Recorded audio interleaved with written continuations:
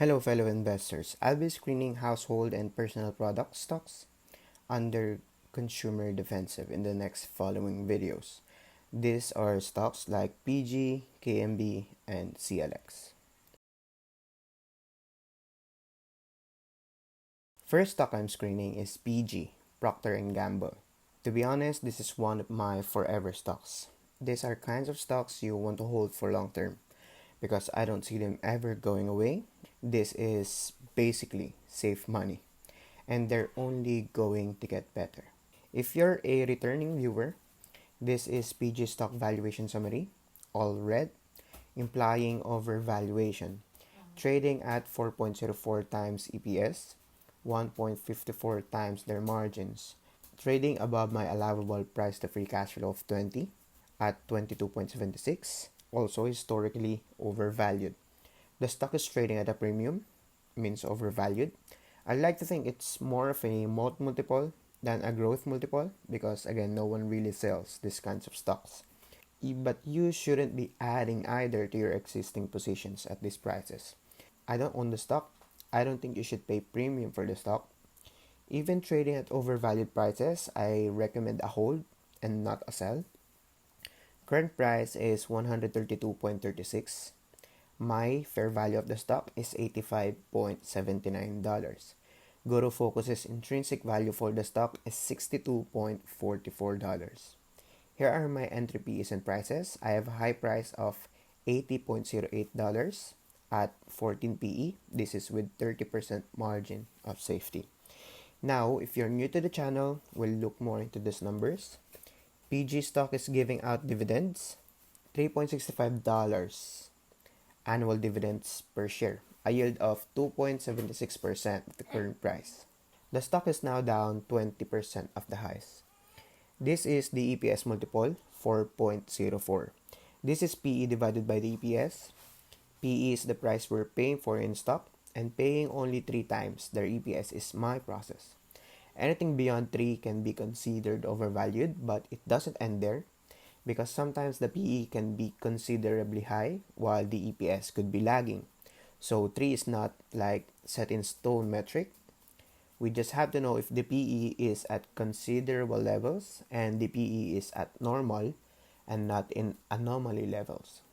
You can see here the EPS history. It grew very little from 2017 EPS, but still, that's growth.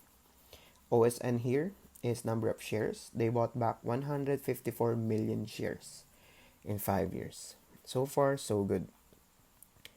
This is my second metric. I pay $1 or less for 1% of the money they're making, meaning I pay 1 PE or less for 1% of their margins. This is based on the lowest margin within the net income and the free cash flow margins of the current or previous year, the trailing 12 months, and the 5 and the 10-year average margins. I used 15 here as my lowest margin, the 10-year average net income margin, to base our fair values from and the base assumptions for a metric. The stock is trading at 1.54 times premium of their margins, meaning you're paying this much premium if you're agreeing to buying PG stock at these prices. I used 40% margin of safety here from the highest margin of 17.87, the 5-year average free cash flow margins, because I think the revenues may have reached cap just by looking at revenue growth.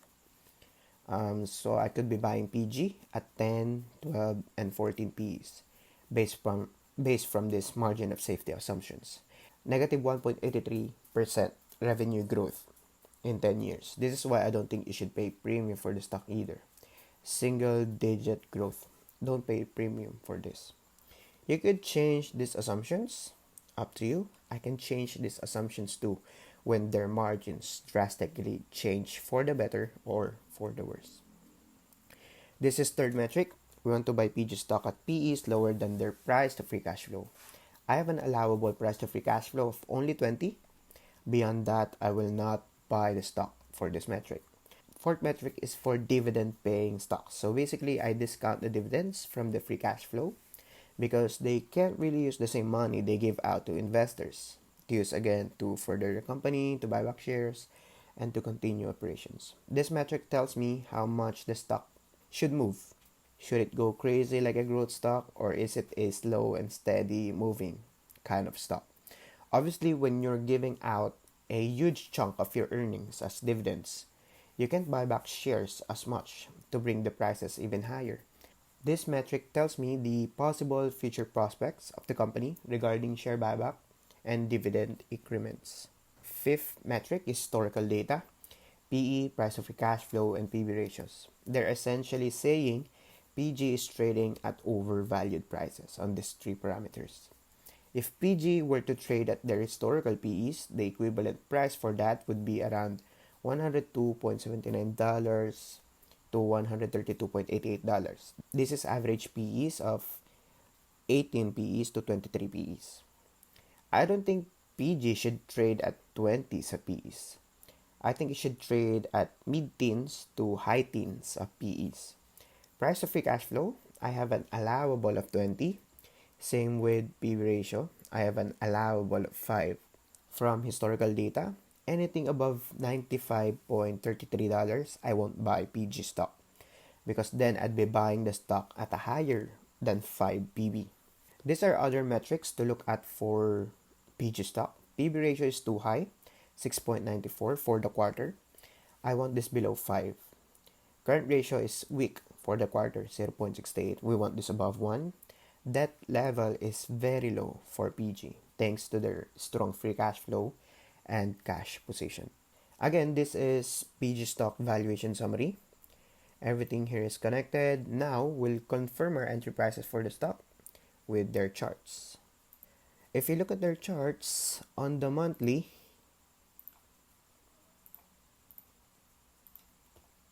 this looks overvalued. Barely a pullback since May of 2018. I care about my dividends and yields.